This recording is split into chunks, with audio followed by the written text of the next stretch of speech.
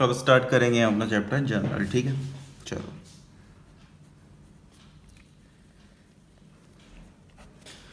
तो ये चैप्टर आपके एग्ज़ाम में आपसे 6 to 10 मार्क्स का पूछा जा सकता है। ठीक है, ये चैप्टर आपका एग्ज़ाम में आपसे 6 से लेकर 10 नंबर तक के बीच में पूछा जा सकता है। तो अगर आप जनरल पढ़ने आए हो यहाँ पर, तो इससे पहले के जो चैप्टर्स हैं, अगर वो नहीं किए तो इसको भी पढ़ना भी मत। ठीक है, इससे पहले इसके जो चैप्टर्स हैं ना, वो सारे अच्छे से रेडी कर तैयार कर लेना। उनकी सारी वीडियोस हमारे चैनल पर ऑलरेडी अपलोडेड हैं। देन उसके बाद आप जनरल पढ़ने आना, क्योंकि अगर इससे पहले का आप नहीं पढ़ोगे तो आपको चैप्टर समझ में नहीं आएगा बिल्कुल भी। चलो, तो सबसे पहले डेफिनेशन लिखते हैं जर्नल की। स्टार्ट करना। Journal is a book in which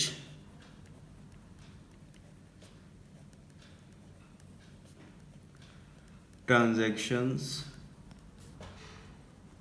are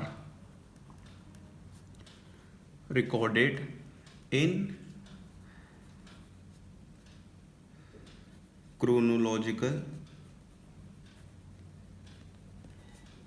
order। ठीक है, जर्नल क्या होती है? जर्नल एक बुक होती है इन विच ट्रांजैक्शन, और जिसके अंदर हम ट्रांजैक्शन को रिकॉर्ड करते हैं एक क्रोनोलॉजिकल ऑर्डर। तो बच्चों, क्रोनोलॉजिकल ऑर्डर का मतलब होता है डेट वाइज। इसका मतलब क्या होता है? Date wise. डेट वाइज मतलब पहले 1 अप्रैल की ट्रांजैक्शन आएगी, फिर 2 अप्रैल की आएगी, फिर 3 अप्रैल की आएगी, फिर 4 अप्रैल की आएगी। मतलब एक सीक्वेंस फॉलो करना है हमको। ठीक है, तो वो होता है हमारा क्रोनोलॉजिकल ऑर्डर। तो ये हो गई हमारी जर्नल की डेफिनेशन। अब देखो, जर्नल का दूसरा नाम क्या है? तो बच्चों, journal is also known as. तो journal is also known as, इसका दूसरा नाम है बच्चों book of original entry. Book of original entry. ठीक है, तो ये 1 नंबर में आपसे थ्योरी में पूछ सकती है सारी चीज़ें। अब देखते हैं नेक्स्ट। अब देखेंगे बच्चों एडवांटेजेस ऑफ जर्नल। कि जर्नल के कुछ एडवांटेजेस होते हैं, वो कौन कौन से लिखते हैं। Advantages of journal. ठीक है, तो एडवांटेजेस ऑफ जर्नल क्या है? फर्स्ट लिखते हैं A, provides accounting data in chronological order. ठीक है, पहले लिखते चलो। B, possibility of error reduces, and C is explanation of the transactions। Next, D, ledger posting of transaction. ठीक है, अब देखो ये 4 मैंने इसके एडवांटेजेस लिख दिए हैं। ठीक है, 4 मैंने इसके एडवांटेजेस लिख दिए हैं। तो फर्स्ट क्या है? Provides accounting data. तो मतलब ये हमें अकाउंटिंग डेटा प्रोवाइड करता है एक प्रॉपर सीक्वेंस में, एक प्रॉपर ऑर्डर में। ठीक है, क्रोनोलॉजिकल ऑर्डर में ये हमको अकाउंटिंग डेटा प्रोवाइड करता है फर्स्ट। सेकंड है पॉसिबिलिटी ऑफ एरर रिड्यूस, मतलब जो भी गलतियाँ होती हैं ना, वो इससे कम हो जाती हैं।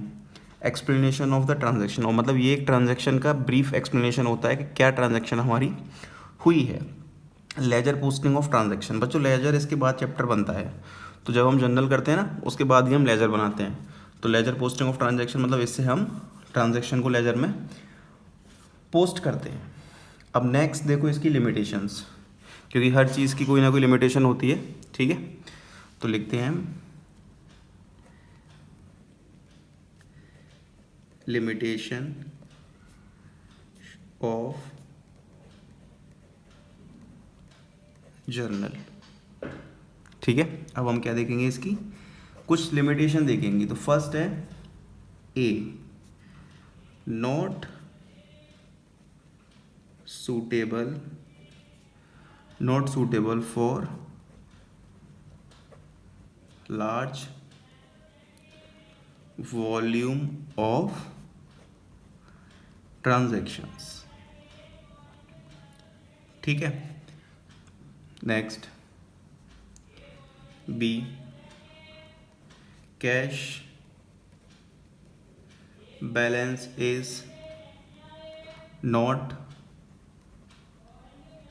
revealed। next, not a substitute of ledger। तो देखो ध्यान से, not suitable for large volume of transaction, इसका मतलब ये है बच्चों कि ये जो लार्ज ट्रांजेक्शन होती है ना, हमारी लार्ज वॉल्यूम ऑफ ट्रांजेक्शन जो होती हैं, बड़े बड़ी ट्रांजेक्शन होती हैं, उनके लिए सूटेबल नहीं है, ये छोटी मोटी ट्रांजेक्शन के लिए सूटेबल है हमारी जर्नल। सेकंड है cash balance is not revealed, मतलब इसका ये है कि जो कैश बैलेंस होता है ना, इसके अंदर हम उसको रिवील नहीं करते, मतलब उसका पता हमें नहीं चलता कि हमारे पास कितना कैश है जर्नल के थ्रू। Not a substitute of ledger, ये एक लेजर का सब्सटीट्यूट नहीं है। सब्सटीट्यूट का मतलब क्या होता है, उसकी जगह पर, जैसे कि मान लो आईफोन है, ठीक है, तो इसका कोई सब्सटीट्यूट नहीं है मार्केट के अंदर, ये एक अलग ही मोनोपोली लेके चलता है। तो ऐसे ही ये है, not a substitute of ledger. Ledger इसके बाद सीखेंगे हम क्या होता है, तो जर्नल लेजर का सब्सटीट्यूट नहीं है, मतलब हम लेजर की जगह पर इसको नहीं बना सकते हैं। ठीक है, विराट कोहली रहेगा, कोई बाहर पर आके उसको मतलब उसको रिप्लेस नहीं कर पाएगा। तो यही है not a substitute of ledger. ठीक है, चलो नेक्स्ट हेडिंग डालो। अब बच्चों इसका एक फॉर्मेट देखेंगे हम, फंक्शंस रहेगा, इसके फंक्शन देख लो पहले। Function of journal, function of journal. First, maintaining chronological record of transactions। ठीक है, तो ये क्या करता है, मेंटेन करता है क्रोनोलॉजिकल रिकॉर्ड को, किसके, ट्रांजैक्शंस को। सेकंड है एनालाइजिंग दी ट्रांजैक्शन, तो ये ट्रांजैक्शन को हम क्या करते हैं, एनालाइज, उसके बाद ये जो एंट्री बनती है ना अपनी, तो यहाँ पर क्या करते हैं हम, एनालाइजिंग द ट्रांजैक्शन, मतलब ट्रांजैक्शन को एनालाइज करते हैं। सी है बेसिस फॉर लेजर पोस्टिंग, मतलब ये बेसिस है फॉर लेजर पोस्टिंग के लिए, मतलब क्यों, क्योंकि पहले हम जर्नल करते हैं, देन उसके बाद उसको लेजर में पेस्ट करते हैं।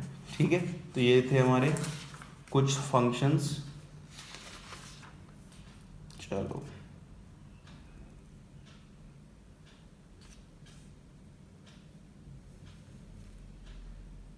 ठीक है, नेक्स्ट एनालाइज ऑफ, दोबारा समझ लो, maintaining chronological record of transaction, मतलब इसके अंदर हम ट्रांजैक्शन को रिकॉर्ड करते हैं डे टू डे बेसिस पर और मेंटेन करते हुए चलते हैं। एनालाइजिंग द ट्रांजैक्शन, यहाँ पर हम ट्रांजैक्शन को एनालाइज करते हैं कि कौन सा एस्पेक्ट इसका डेबिट हो रहा है, कौन सा एस्पेक्ट इसका क्रेडिट हो रहा है। ठीक है, बेसिस फॉर लेजर पोस्टिंग मतलब general entry in the general book is posted and relevant ledger account. ठीक है, और जो जनरल एंट्रीज होती है ना, उनको हम लेजर में पेस्ट करते हैं, तो ये इस पॉइंट का मतलब है। अब नेक्स्ट बच्चों अपन देखेंगे इसका फॉर्मेट क्या होता है। ठीक है, किसका, इसका फॉर्मेट क्या होता है, इसी पे देख लें।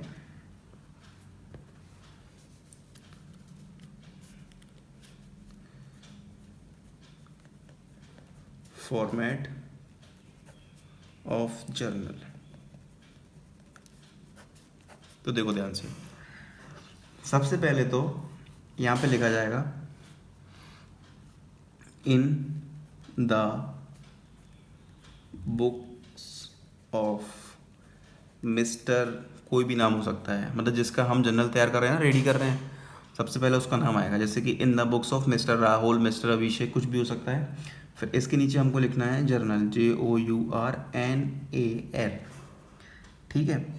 फिर बच्चों इसके अंदर कितने कॉलम्स बनेंगे? इसके अंदर बनेंगे 5 कॉलम्स। तो पहला कॉलम बनेगा बच्चों हमारा डेट का, फर्स्ट कॉलम हमारा होगा डेट का। फिर बनाएंगे हम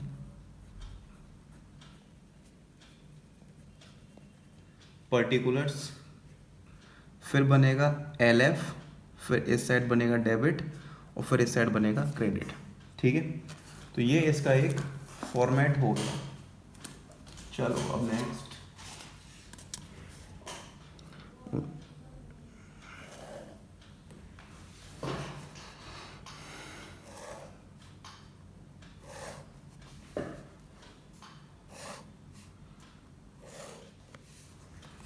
ठीक है। तो ये इसका फॉर्मेट होता है, डेट, पर्टिकुलर, LF और डेबिट और क्रेडिट। डेबिट के आगे अमाउंट लगा देना, क्रेडिट के आगे भी अमाउंट लगा देना, ठीक है। तो बच्चों डेट के अंदर जिस डेट पर ट्रांजैक्शन की गई है, जैसे कि 1 अप्रैल को करी है, तो यहाँ पे हम लिख देंगे 1 अप्रैल 2018, ठीक है। जिस डेट पर ट्रांजैक्शन है वो डेट यहाँ पर आ जाएगी। अब देखो ध्यान से, अब जैसे कि डेबिट एस्पेक्ट होता है, इसमें 2 एस्पेक्ट होते हैं, एक डेबिट और एक क्रेडिट, ठीक है। तो मान लो जैसे कि कोई भी अकाउंट जैसे कि डेबिट करना है, तो बच्चों डेबिट पहले ऊपर लिखा जाएगा, ठीक है। जैसे कि कोई भी खाता, जैसे मोहन है, तो हम मोहन का अकाउंट डेबिट कर रहे हैं, ठीक है। तो मोहन्स अकाउंट डेबिट ऐसे लिखा जाएगा, डेबिट यहाँ पर ऊपर हमेशा डेबिट वाली चीज़ आएगी, ठीक है। जैसे हम मोहन्स अकाउंट डेबिट कर रहे हैं ना, मोहन का खाता डेबिट कर रहे हैं, तो मोहन्स अकाउंट डेबिट। और जैसे क्रेडिट में कोई भी चीज़ है, कोई भी ट्रांजैक्शन है, तो उसको बच्चों हम क्रेडिट को लिखेंगे यहाँ पर। लेकिन क्रेडिट के आगे CR हमें नहीं लिखना है, ठीक है। क्रेडिट के आगे हमको CR नहीं लिखना है, ये रूल्स हैं, चले आ रहे हैं पहले से। तो क्रेडिट के आगे हमको CR नहीं लिखना है, ठीक है। और क्रेडिट वाली ट्रांजैक्शन हमें पता है जब भी हम करते हैं तो बच्चों 2 लगा के करते हैं, ठीक है। क्रेडिट की कोई भी हम ट्रांजैक्शन अगर कर रहे हैं तो उसको हम 2 लगा कर करते हैं। जैसे कि मोहन ऊपर है, मोहन्स अकाउंट डेबिट किया है हमने, ठीक है, तो डेबिट एस्पेक्ट ऊपर आ गया। और जो नीचे क्रेडिट ट्रांजैक्शन होगी तो हम 2 लगाएंगे इसके हल्का सा आगे से, खिसका के इसको हल्का सा, ठीक है। तो देखो हमने हल्का सा आगे खिसकाया इसको, इसके नीचे लिखा है। और डेबिट का अमाउंट डेबिट में आ जाएगा, क्रेडिट का अमाउंट क्रेडिट में आ जाएगा, ठीक है। तो बच्चों ये जो मोहन है ना, डेबिट है, तो इसको हम बोलते हैं डेबिट एस्पेक्ट, ठीक है, इसको हम बोलते हैं डेबिट एस्पेक्ट।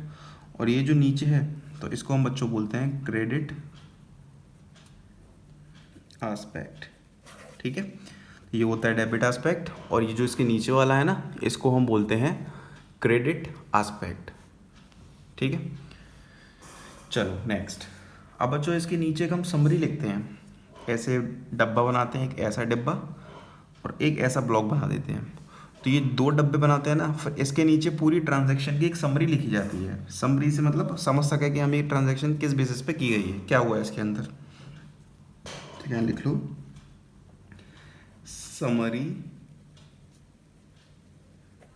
Of transaction. इसके अंदर हम समरी ऑफ ट्रांजैक्शन लिखते हैं और बच्चों उसको हम बोलते हैं नरेशन। उसको हम क्या बोलते हैं? उसको हम बोलते हैं नरेशन, ठीक है। क्या बोलते हैं उसे? उसे हम नरेशन बोलते हैं। कोई दिक्कत तो होगी नहीं यहाँ तक। चलो देखो दोबारा, फॉर्मेट क्लियर है। पहले नाम आता है इन द बुक्स ऑफ, किसके बुक में हम एंट्रीज कर रहे हैं, फिर जर्नल, फिर date, particulars, LF, debit, credit. LF बच्चों हो जाए लेजर फोलियो, ये हमारा किसी काम का नहीं है, बनता रहेगा, बस ये कॉलम इसका खाली रहेगा हमेशा। यहाँ पर हम पेज नंबर वगैरह लिखते हैं जब ओरिजिनल बुक बनाते हैं, ठीक है। तो देखो पहले डेट लिखी 1 अप्रैल 2018। फिर जो ट्रांजैक्शन है, कोई भी ट्रांजैक्शन आगे हम सीखेंगे ट्रांजैक्शन कैसे करनी है हमें।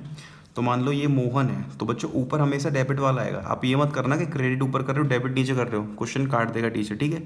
तो हमेशा हमको ऊपर डेबिट वाला लिखना है। जैसे मोहन का खाता डेबिट हो रहा है तो मोहन्स अकाउंट डेबिट यहाँ लिख दिया हमने, और फिर जो डेबिट का अमाउंट है वो यहाँ लिख दिया डेबिट में। फिर जो नीचे इसके क्रेडिट वाला आएगा तो वो हमको 2 लगा के इसके हल्का सा आगे से करना है। जैसे कि देखो मैंने इतना आगे से किया है, तो हमको ऐसे ही ये इसके नीचे से करना है, हल्का सा आगे ले जाके इसके। तो 2 जो भी है, और यहाँ पर हम क्रेडिट नहीं लिखेंगे, ऊपर डेबिट लिखना कंपलसरी है लेकिन नीचे क्रेडिट नहीं लिखेंगे, और यहाँ पर अमाउंट आ जाएगा। बच्चों ये ऊपर जो डेबिट हो रहा है इसको हम बोलते हैं डेबिट एस्पेक्ट, और जो नीचे क्रेडिट हो रहा है इसको हम बोलते हैं क्रेडिट एस्पेक्ट, ठीक है। और ये जो हमने करा है ना, ये जो हमने किया है इसको हम बोलते हैं जर्नल एंट्री, इसको हम बोलते हैं जर्नल एंट्री। आगे जाके आप इसे जनरल नाम से सीखोगे। इसको हम बोलते हैं जर्नल एंट्री, ठीक है। ये मोहन्स अकाउंट डेबिट 2 XXX जो भी हो, ठीक है, अमाउंट है ये, तो इसको हम बोलते हैं क्या, journal entry.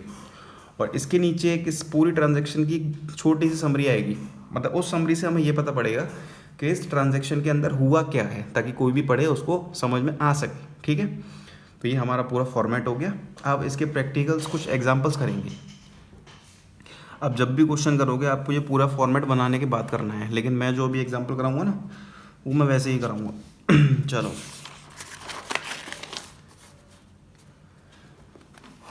Basic transactions.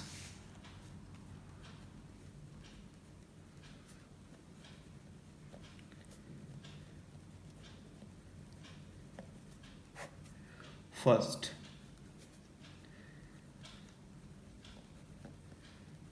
Machine purchased for ₹6,000 from Rahul, ठीक है। हमने राहुल से 6,000 रुपये की मशीनरी परचेज करी है, ठीक है। हमने राहुल से 6,000 रुपये की मशीनरी परचेज करी है। अब जो इस एंट्री को बनाने के लिए 2 चीज़ें याद रखना। कौन कौन सी चीज़ें? पहली चीज़ तो अकाउंटिंग इक्वेशन तुम्हें अच्छे से आनी चाहिए, और दूसरी चीज़ एक चैप्टर था हमारा कौन सा, rules of debit and credit. इस चैप्टर के अंदर एक मैंने मॉडर्न रूल पढ़ाया था,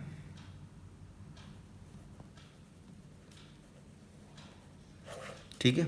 वो आपको अच्छे से आना चाहिए, तब आप इस ट्रांजैक्शन को कर सकते हो। अदरवाइज देखते रहोगे कि चल क्या रहा है, कुछ समझ में आएगा नहीं, ठीक है। चलो first, machinery purchase for 6,000 from Rahul, मतलब हमने 6,000 रुपये की मशीनरी राहुल से परचेज करी है।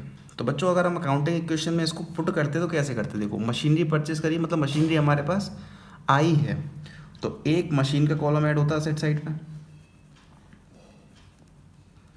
ठीक है। मशीनरी हमारे पास कितने की आ गई, 6,000 रुपये की आ गई, और हमने किससे परचेस करी है, राहुल से, मतलब यहाँ पर कहीं भी कैश की बात नहीं की गई है, तो उधारी पे परचेस करी होगी, सीधी सीधी बात है। तो इज इक्वल्स टू में राहुल हमारा कौन बन गया, क्रेडिटर। तो भाई इसको पैसे देने पड़ेंगे ना हमें 6,000 रुपये से, ठीक है। तो ये मशीन और ये हमारा हो गया क्रेडिटर, क्योंकि जब हम मशीन लेके आए हैं तो क्रेडिटर हमारा बन गया, इसको हमें बाद में रीपे करना पड़ेगा क्योंकि उधारी पे सामान हमने मशीन ली है, ठीक है। तो देखो ध्यान से, हमारी मशीनरी भी हमारे पास आई है और हमारे क्रेडिटर भी बढ़ गए हैं, बात समझ में आ रही है। अब देखो एक रूल पढ़ा था हमने क्लियर, अभी बता रहा हूँ आगे नहीं समझाऊंगा, CLEAR,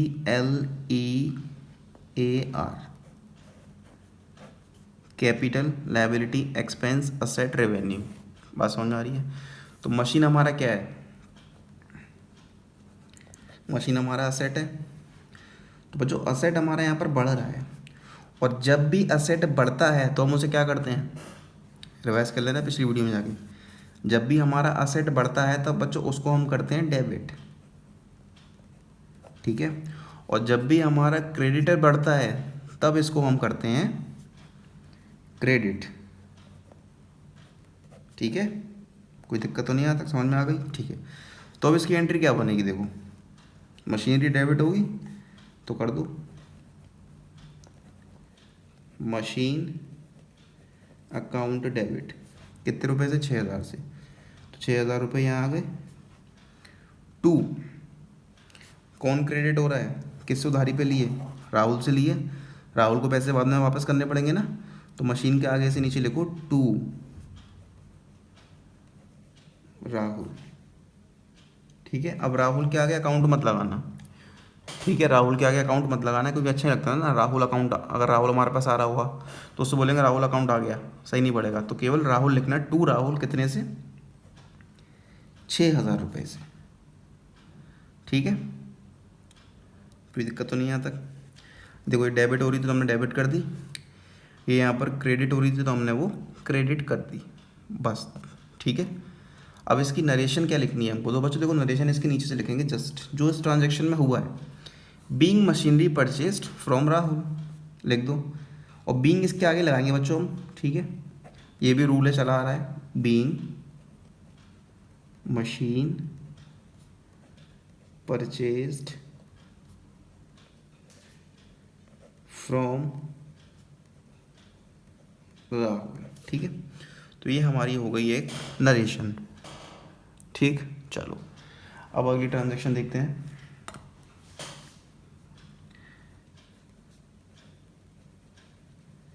फर्नीचर परचेज्ड फॉर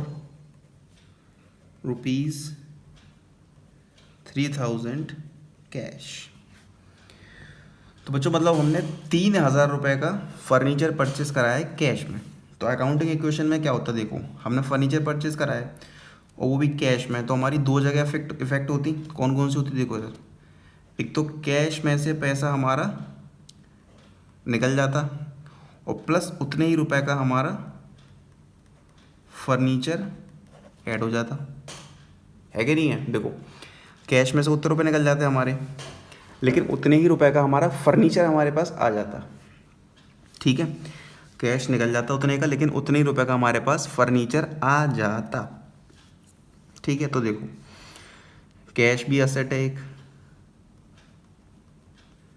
और हमारा एक फर्नीचर भी असेट है कि नहीं है? कैश भी असेट है, फर्नीचर भी असेट है, ये दोनों हमारे असेट हैं।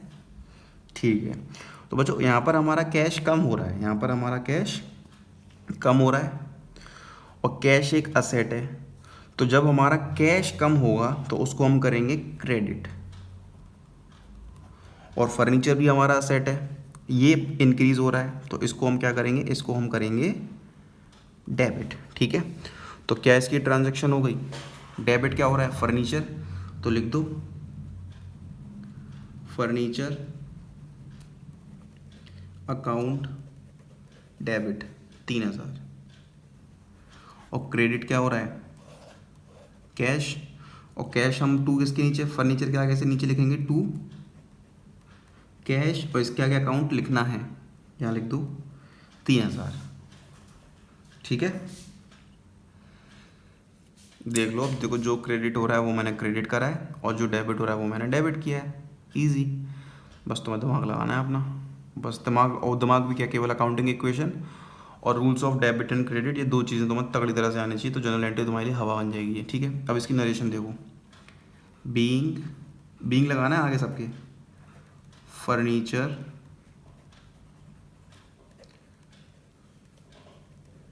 Purchase for cash. ठीक है, ये इसकी नरेशन हो गई। चलो अब एक नेक्स्ट ट्रांजैक्शन देखते हैं। अब देखते हैं नेक्स्ट ट्रांजैक्शन अपनी अब। ठीक है, तो ट्रांजैक्शन कह रहा हूँ, नेक्स्ट एग्जांपल देखते हैं इसका। Third, goods purchased for ₹4,000 from Monty. तो बच्चों देखो यहाँ पर एक नई चीज़ सिखाऊंगा तुम्हें मैं, goods purchased for 4,000 from Monty. मतलब मोंटी से हमने गुड्स खरीदे हैं 4,000 रुपये के, लेकिन वो उधारी पर लिए हैं, क्योंकि यहाँ पर कहीं भी कैश की बातचीत नहीं हो रही है। मोंटी से लिए तो मतलब हमने उधारी पे लिए हैं। तो इसकी एंट्री अपन अकाउंटिंग इक्वेशन में कैसे करते हैं, इसको अपन अकाउंटिंग इक्वेशन में रिकॉर्ड कैसे करते हैं। देखो गुड्स परचेज, एक तो हमारे पास स्टॉक आया है, ठीक है, असेट साइड पर, लेकिन साथ की साथ क्रेडिटर, कौन क्रेडिटर, मोंटी हमारा बन गया है क्रेडिटर 4,000 रुपये से, ठीक है। तो हमारा एक तो स्टॉक भी बढ़ा है और साथ के साथ हमारा क्रेडिटर भी बढ़ गया है, ठीक है ना। तो स्टॉक हमारा किसके अंडर में आता है, स्टॉक हमारा आता है असेट के अंडर में, ठीक है। स्टॉक हमारा आता है असेट के अंडर में। तो जब असेट हमारा इंक्रीज होगा तो उसको हम करेंगे डेबिट, और जब हमारे क्रेडिटर इंक्रीज होंगे तो उसको हम करेंगे क्रेडिट, ठीक है। स्टॉक इंक्रीज होगा तो डेबिट और क्रेडिटर इंक्रीज होंगे तो क्रेडिट, ठीक है। इतनी बात क्लियर हो गई।